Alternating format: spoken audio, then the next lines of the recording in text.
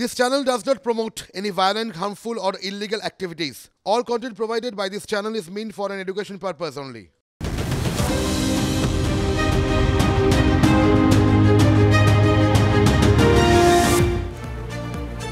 নমস্কার, দেখছেন TV9 বাংলা। আপনাদের সঙ্গে রয়েছি আমি তন্নিষ্ঠা। শুরু করছি সাতের সেরা।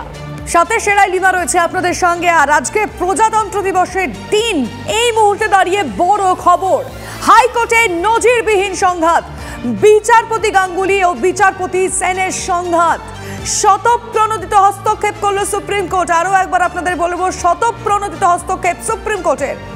প্রধান বিচারপতির নেতৃত্বে 5 বিচারপতির বিশেষ বেঞ্চ গঠন এবং আগামীকাল সকাল 10:30টায় মামলার শুনানি বলে আমরা খবর পাচ্ছি। এই নিয়ে কথা বলবো আমাদের সঙ্গে নয়াদিল্লি থেকে আমাদের সঙ্গে রয়েছেন আমাদের প্রতিনিধি জ্যোতির্ময় কর্মকার। জ্যোতির্ময়, আরো ডিটেইলস জানাবেন। জ্যোতির্ময়, দেখো, এটা কার্যত একটা বেনজির ঘটনা। যে বিষয় এখনো পর্যন্ত আমরা জানতে পারছি, স্বয়ং প্রধান বিচারপতি তিনি কলকাতা হাইকোর্টে যে ঘটনা গত 24 তারিখ এবং 25 তারিখ ঘটেছে, অর্থাৎ অভিজিৎ গঙ্গোপাধ্যায়ের সঙ্গে আরেকজন বিচারকের সংঘাতের ঘটনা, এবং যেভাবে তারা কোর্টরুমের মধ্যে একে অপরের বিরুদ্ধে বিভিন্ন রকম মন্তব্য করছেন, সেই ঘটনা সুমোটো কগনিজেন্স শুধু নেননি প্রধান বিচারপতি, তার পাশাপাশি তিনি তড়িঘড়ি 5 বিচারপতির একটি কনস্টিটিউশন বেঞ্চ গঠন করেছে, যা শনিবার অর্থাৎ যেদিন কোর্ট থাকে না সেই দিন অর্থাৎ আগামীকাল সকাল 10:30টার সময় প্রধান বিচারপতির নেতৃত্বাধীন 5 বিচারপতির কনস্টিটিউশন বেঞ্চ অভিজিৎ গঙ্গোপাধ্যায় এবং কলকাতা হাইকোর্টের আরেকজন বিচারপতির মধ্যে যে সংঘাতের ঘটনা, সেই সংঘাতের ঘটনার হিয়ারিং তারা করবে। অবশ্যই এই মুহূর্তে যে ঘটনা তা বিচার বিভাগের ইতিহাসে গুরুত্বপূর্ণ ঘটনা, বেনজির ঘটনা, এবং পশ্চিমবঙ্গের রাজনীতির গতি প্রকৃতির প্রেক্ষিতেও এই ঘটনার তাৎপর্য অপরিসীম। কিন্তু আরেকটি কথা এক্ষেত্রে উল্লেখ করতে হবে, তা হচ্ছে গত বছর 2023-এর মে মাসে এই অভিজিৎ গঙ্গোপাধ্যায় যখন বিচারপতি অভিজিৎ গঙ্গোপাধ্যায় যখন তিনি সংবাদ মাধ্যমকে একটি ইন্টারভিউ দিয়েছিলেন, ঠিক সেই সময়ও কিন্তু একইভাবে এই বিষয়টি সুপ্রিম কোর্টে এসেছিল। রেজিস্ট্রার জেনারেলের তরফ থেকে একটি নোটিশ গিয়েছিল তার কাছে, এবং সেক্ষেত্রে রেজিস্ট্রার জেনারেলের কাছে তার অর্ডার কপি চেয়ে পাঠান অভিজিৎ গঙ্গোপাধ্যায়, এবং বলেন যে যতক্ষণ পর্যন্ত না তাকে অর্ডার কপি দেওয়া হবে, অর্থাৎ তিনি সুনির্দিষ্ট সময়সীমা বেঁধে দিয়েছিলেন কলকাতা হাইকোর্টের এজলাসে বসে, এবং সেই সময় তার সেই সিদ্ধান্তের ওপরে সুপ্রিম কোর্টের তরফ থেকে স্থগিতাদেশ দেওয়া হয়েছিল। এবং পরবর্তী ক্ষেত্রে আমরা দেখেছি যে ইতিমধ্যেই অভিজিৎ গঙ্গোপাধ্যায়ের বিভিন্ন সময় করা কমেন্ট বা তার বিভিন্ন বিচার পদ্ধতির বিভিন্ন বিষয় নিয়ে একাধিক, বিশেষত নিয়োগ সংক্রান্ত কেসে বিভিন্ন রকমের অভিযোগ জানানো হয়েছে সুপ্রিম কোর্টের একাধিক বিচারপতির এজলাসে, এবং সেই বিষয় নিয়ে কিন্তু সুপ্রিম কোর্ট বিভিন্ন রকমের পদক্ষেপও করেছেন, অর্থাৎ সুপ্রিম কোর্টের বিচারপতিরা পদক্ষেপও করেছেন। অর্থাৎ যে বিষয়ে আমরা স্পষ্ট করতে চাইছি যে অভিজিৎ গঙ্গোপাধ্যায়ের বিরুদ্ধে ওঠা অভিযোগ সম্পর্কে সুপ্রিম কোর্টের বিচারপতিরা অবহিত, এবং এক্ষেত্রে কিন্তু প্রথম ঘটনা নয়। 2017 সালে কলকাতা হাইকোর্টের বিচারক ছিলেন CS কার্নান। তিনি সেই সময় একাধিক বিষয়ে সুপ্রিম কোর্টের সঙ্গে তিনি সংঘাতে জড়িয়ে যান। তার ট্রান্সফার অর্ডার আসে প্রধান বিচারপতির নির্দেশে, সেই ট্রান্সফার অর্ডারের উপর তিনি নিজে স্থগিতাদেশ দিয়ে দেন, যার প্রেক্ষিতে কন্টেম্পট অফ কোর্ট হয় এবং তাকে সেই সময় জেলের নির্দেশ দেয় সুপ্রিম কোর্ট। অর্থাৎ কোন বিচারকের বিরুদ্ধে ব্যবস্থা গ্রহণ তা কিন্তু সুপ্রিম কোর্টের ইতিহাসে কোনো আনপ্রেসিডেন্টেড বা কোনো নজিরবিহীন ঘটনা নয়। অবশ্যই এটা শুধুমাত্র একটা প্রেসিডেন্স হিসেবে আমরা উল্লেখ করছি, যে বিষয়ে সুপ্রিম কোর্ট সুমোটো কগনিজেন্স নিয়েছে, কোন দিকে বিচার এগোবে, কিভাবে সুপ্রিম কোর্টের প্রধান বিচারপতির নেতৃত্বাধীন সাংবিধানিক বেঞ্চ পুরো বিষয়টিকে দেখবে, তা কিন্তু আগামীকালের শুনানি পর্বেই স্পষ্ট হবে। তবে একটা বিষয় অবশ্যই উল্লেখ করতে হবে, যেহেতু তৃণমূল কংগ্রেসের তরফ থেকে বিশেষত অভিষেক বন্দ্যোপাধ্যায়ের মামলায় যেহেতু বারবার ধরে অভিজিৎ গঙ্গোপাধ্যায়ের কাজকর্ম বা তার বিভিন্ন কার্য, তার পর্যবেক্ষণ, তার অর্ডার নিয়ে বারবার করে প্রশ্ন তোলা হয়েছে, ফলত তাকে সংক্রান্ত সুপ্রিম কোর্টের এই যে আগামীকালের নজিরবিহীন হিয়ারিং, তার একটা সুনির্দিষ্ট রাজনৈতিক প্রভাব বাংলার রাজনীতিতে অন্তত লোকসভা নির্বাচনের আগে যে পড়তে চলেছে সে কথা বলার অপেক্ষা রাখে না। জ্যোতির্ময়, তুমি অভিষেক বন্দ্যোপাধ্যায়ের প্রসঙ্গ টানলে। কিছুদিন আগে আমাদের প্রত্যেকের মনে থাকবে 2 বিচারপতির নিয়ে তার মন্তব্য নিয়ে অভিষেক বন্দ্যোপাধ্যায় সুপ্রিম কোর্টের দ্বারস্থ হয়েছিলেন এবং পরবর্তীতে সেই মামলা খারিজ করে দেওয়া হয়েছিল, এবং সেই লিঙ্ক টেনে, অবশ্যই এটি সম্পূর্ণ একটা ভিন্ন ক্ষেত্র এবং আইনি দিক, সুপ্রিম কোর্ট শতপ্রণোদিতভাবে হস্তক্ষেপ করেছে। কোনো কি লিঙ্ক থাকতে পারে ক্ষেত্রে? দেখো, অবশ্যই যেটা এক্ষেত্রে এই ধরনের বিষয়ের ক্ষেত্রে আমরা সুপ্রিম কোর্টে যখন কোনো বিষয় হিয়ারিং হয় বা যে কোনো কোর্টে যখন কোনো বিষয়ের হিয়ারিং হয়, কোনো অ্যাজাম্পশন সেক্ষেত্রে কাজ করে না বা করা উচিত নয়, অন্তত আইনের দৃষ্টিভঙ্গি থেকে যে সুপ্রিম কোর্ট কি করতে চলেছে। কিন্তু অবশ্যই যদি আমরা আইনের প্রেক্ষিতগুলো দেখি, অবশ্যই আমরা এক্ষেত্রে প্রিসিডেন্স অর্থাৎ এর আগে নজির কি কি রয়েছে সেগুলো খুবই যুক্তিসঙ্গতভাবে আমরা সেদিকে ফিরে তাকাতেই পারি। এবং এক্ষেত্রে একটা কথা বলাই যেতে পারে যে যখন যে বিষয় নিয়ে সুপ্রিম কোর্ট হিয়ারিং করতে চলেছে সে বিষয়ে আনুষঙ্গিক কি কি ঘটনা ঘটেছে তার ব্যাকগ্রাউন্ড কিন্তু অবশ্যই সুপ্রিম কোর্টের বিচারপতিরা তারা খতিয়ে দেখবেন। ফলত এই ইস্যুগুলো আসার সম্ভাবনা এক্ষেত্রে থেকেই যায়। কিন্তু বিচার কোন দিকে এগোবে, শুনানি কোন দিকে এগোবে, কি ভাবছেন প্রধান বিচারপতির নেতৃত্বাধীন সাংবিধানিক বেঞ্চ সে সম্পর্কে কিন্তু কোনো কমেন্ট করা বা কোনো অ্যাজাম্পশন করা অন্তত আইনের চোখে কখনোই উচিত হবে না এক্ষেত্রে। বেশ, নিঃসন্দেহে এটা এই মুহূর্তে অত্যন্ত গুরুত্বপূর্ণ একটা খবর। কিন্তু এই যে বিষয়টা স্বতঃপ্রণোদিত হস্তক্ষেপ সুপ্রিম কোর্টের, এই যে আগামীকাল সকালবেলা আমাদের প্রত্যেকের নজর শুধুমাত্র এই বিষয়টা একদম অন্যরকম নয়। তন্নিষ্ঠা, আমরা এর আগে দেখেছি কোনো মামলা গড়ায়, কিন্তু এক্ষেত্রে দুই বিচারপতির মধ্যে যে সংঘাত, সেখানে সুপ্রিম কোর্টের হস্তক্ষেপ নিঃসন্দেহে অত্যন্ত গুরুত্বপূর্ণ এবং আমাদের শুনানির দিকে অবশ্যই নজর থাকবে।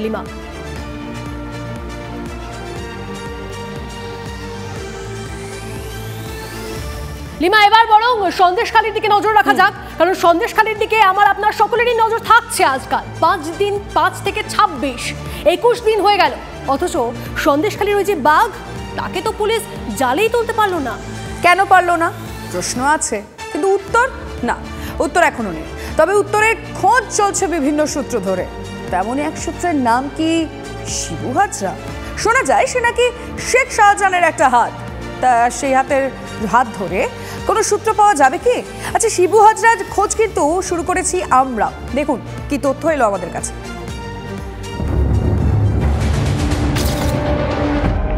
5ই জানুয়ারি সকাল থেকে বেপাত্তা সে। সন্দেশখালীর বাঘ শেখ শাহজাহান কোথায়? সে প্রশ্নের উত্তর এখনো হাতে আসেনি।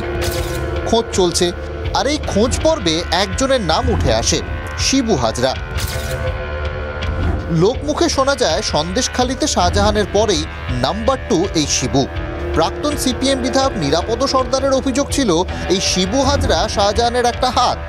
শিবু হাজরা নাকি নিজেকে বাঁচাতে পালিয়ে বেড়াচ্ছে। ডান হাত বলেন বা হাত বলেন, শিবু হাজরা সন্দেশখালী 2 নম্বর ব্লক সামলায়, ওই ব্লকের সভাপতিও। তাহলে ব্লকের সভাপতি দলের ওই ব্লকে যত টাকা পয়সা রোজগার করে, ইনকাম করে, দুর্নীতি করে, সব তার একটা অংশ শাহজাহানের কাছে জমা হয়। ফলে শিবু কিন্তু পালিয়ে বেড়াচ্ছে নিজেকে বাঁচানোর জন্য। শাহজাহানের বাড়িতে উদ্ধার হওয়া নির্বাচনী নথিতে নাম আছে শিবু হাজরার। তার খোঁজেই সন্দেশখালীর পথে নামি আমরা। শিবু হাজরার যে পৈতৃক বাড়ি রয়েছে জেলিয়াখালী অঞ্চলে, সেখানে এখন দেখার যে সেখানে শিবু হাজরাকে খোঁজ পাওয়া যায় কিনা।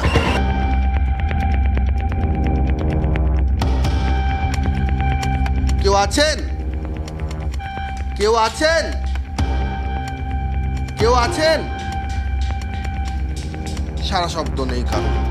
জেলিয়াখালীর পৈতৃক ভিটেতে শিবু হাজরার খোঁজ পাওয়া যায়নি। এলাকায় শোনা গেল তার নাকি আরেকটা বাড়ি আছে, ফার্ম হাউস, সবজি চাষ, পোলট্রি ফার্ম, সোলার প্যানেল, কি নেই সেখানে? তবে সেখানে শিবু হাজরা নেই। শিবু হাজরা সন্দেশখালী 2 নম্বর ব্লকের তৃণমূল সভাপতি। শেখ শাহজাহানের সঙ্গে প্রায় রোজই দেখা যেত তাকে।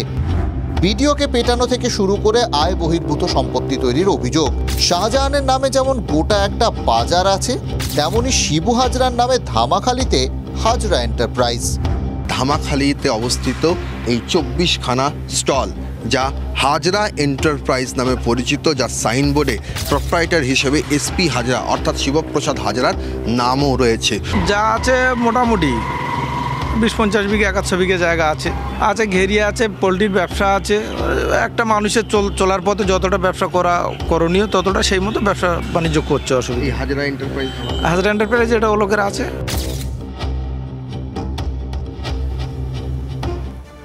শুনলেন শাহজাহানের বিজনেস পার্টনার শিবু হাজরাকে নিয়ে কি বলছেন।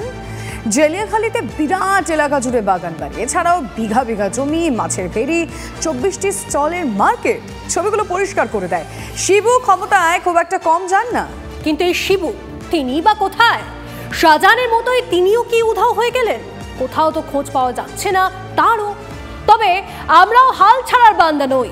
অনেক খোঁজাখুঁজির পর TV9 বাংলায় একমাত্র হদিশ পেল এই শিবু হাজরার। আমাদের ক্যামেরার সামনে একাধিক প্রশ্নের উত্তরও দিলেন। কি বললেন শাহজাহানের ছায়া সঙ্গী, শুনুন। শিবু হাজরা, বিরোধীরা অভিযোগ করছে এই শিবু হাজরাই নাকি শেখ শাহজাহানকে গা ঢাকা দিতে সাহায্য করেছে। তিনিও নাকি লুকিয়েছিলেন। সরবেরিয়ায় সংহতি যাত্রার মিছিলে পাওয়া যায়নি তাকে। তাহলে বিরোধীরা যা বলছে সেটাই কি সত্যি? আমি গা ঢাকা দেওয়ার কি? আমি যে তাকে গা ঢাকা দিতে বলবো কারণ কি? তিনি যথেষ্ট বুদ্ধিমান লিডার। কিভাবে তার আইনি ব্যবস্থা, কিভাবে তার তিনি যে সঠিক কিনা তার প্রমাণ দেওয়ার জন্য তিনি তার আইনি ব্যাপার। তাই যদি হয় তাহলে আড়ালে ছিলেন কেন? আপনারা যে সময় এসে আমার কাজের বেশি থাকে, এই সময় দেখুন আমাদের মুখ্যমন্ত্রী বিভিন্ন কর্মসূচি দিয়েছে, দুয়ারে সরকারের একটা গুরুত্বপূর্ণ দায়িত্বগুলো দিয়েছে। এই রিসেন্ট আপনি কখনো দেখেন যে মিডিয়ার সামনে আমাকে আসতে? শিবু হাজরার সম্পত্তি নিয়েও যে অনেক কানাঘুষো শোনা যায় এলাকায়, তা নিয়ে কি বলছেন তৃণমূলের ব্লক সভাপতি? 2006 থেকে ব্যবসাদার, রাজনীতি করার আগে আমি একজন বিজনেসম্যান। আমি বিভিন্ন ক্ষেত্রে আপনারা যদি প্রমাণ নিতে চান, আপনারা রাজপুর সোনারপুর যাবেন, বারাইপুরে যাবেন, উলুবেড়িয়াতে যাবেন, কেএমডিএতে যাবেন, যে আমার যে ওয়ার্ক অর্ডার আছে কি না। আমরা হচ্ছে ব্যবসা করি, ব্যবসা করে চলি, পার্টি থেকে আয় করার ভাবনা আমাদের নেই। উত্তরটা কি একটু ইঙ্গিতবাহী নয়?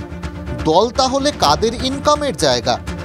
যাই হোক, বর্তমানে যা পরিস্থিতি তাতে শিবু হাজরা কি শাহজাহানের পাশে থাকছেন? উনি আমাদের লিডার, মানে তার পাশে তো থাকবে। আমরা তৃণমূল কংগ্রেস করি মানে তিনি এখনও তৃণমূল কংগ্রেসের লিডার, মানে তো তার পাশে তো থাকতেই হবে। তৃণমূল লিডার বলেই পাশে আছেন। আর যদি শাহজাহান নেতৃত্বে না থাকেন তাহলে? শাহজাহান ও শিবু হাজরাকে এলাকার মানুষ প্রায় রোজই এক ফ্রেমে দেখতেন। বিরোধীরা বলেন শাহজাহানের ডান হাত শিবু। তা সন্দেশখালীর 1 নম্বরকে কি বার্তা দেবেন সন্দেশখালীর নাম্বার 2? দেখুন, আইন ব্যবস্থায় যেটা থাকবে সেটা তো কারোর হাত নয়, সেটা আইনি ব্যবস্থা। ইডি যেটা তার ভাবনা থেকে ভাবছে, তিনি একটা সংস্থা, তারা যেটা মনে হচ্ছে পেপারসপত্র যদি তার ঠিক না থাকে বা তার যদি দুর্নীতি থাকে, সেটা আইন ব্যবস্থায় তার হবে। আইনি লড়াই যেটা হবে সেটা সবাইকে মানতে হবে। আমি শিবু হলেও আমাকে কিন্তু সেটা মেনে নিতে হবে। সোজা প্রশ্নের সোজা উত্তর শুনে তাই মনে হতে পারে, কিন্তু একটু তলিয়ে দেখলে বিতর্কের অবকাশ থেকে যাচ্ছে কি? ইঙ্গিতে কি শাহজাহানের সঙ্গে একটু দূরত্ব তৈরির চেষ্টা করছেন তারই ডান হাত শিবু হাজরা?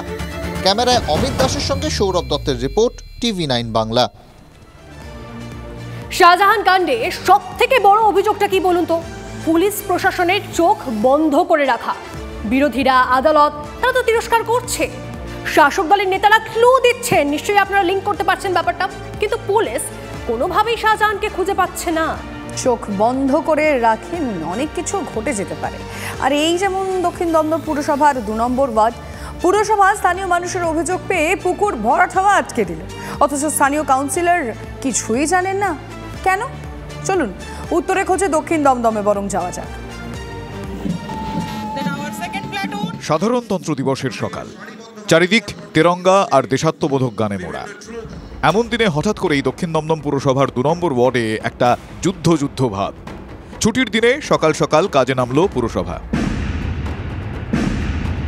স্থানীয়দের অভিযোগ, প্রায় 8 কাঠা পুকুর ভরাট করে বহুতল নির্মাণের কাজ চলছিল। স্থানীয়রা পুরসভায় অভিযোগ জানান, মন্ত্রী ব্রাত্য বসুর উদ্যোগে নাকি পুরসভা পুকুর ভরাট আটকাতে আসরে নামে। এই পর্যন্ত সব ভালোই ভালো, বিতর্কহীন। কিন্তু টুইস্ট যে অন্য জায়গায়। 2 নম্বর ওয়ার্ডের কাউন্সিলর গোটা ঘটনায় চূড়ান্ত অপমানিত। কেন তার ওয়ার্ডে এত কিছু, অথচ পুরসভা তাকে কিছু জানালোই না? আমাকে পৌরসভা থেকে কোনো রকম কোনো কিছু খবর দেওয়া হয়নি। অ্যাজ আমি কাউন্সিলর, আমার কাছে কোনো নোটিশ পাঠানো হয়নি যে এরকম মাটি খোঁড়া হবে। কোনো রকম কোনো চিঠি দিয়ে আমাকে জানানো হয়নি। সেটা আমি পৌরসভাকে প্রশ্ন করব যে আমাকে অন্ধকারে রেখে আমাকে পৌরসভা কোনো রকম কোনো নোটিশ না পাঠিয়ে এটা করলো কেন? কিন্তু কেন এমন হলো? এলাকায় কান পাতলে শোনা যায় কাউন্সিলর ও তাঁর স্বামী নাকি প্রমোটারের সঙ্গে আর্থিক লেনদেন করে পুকুর ভরাটের অনুমতি দিয়েছেন। অভিযোগ নিয়ে কি বলছেন কাউন্সিলর ও তাঁর স্বামী?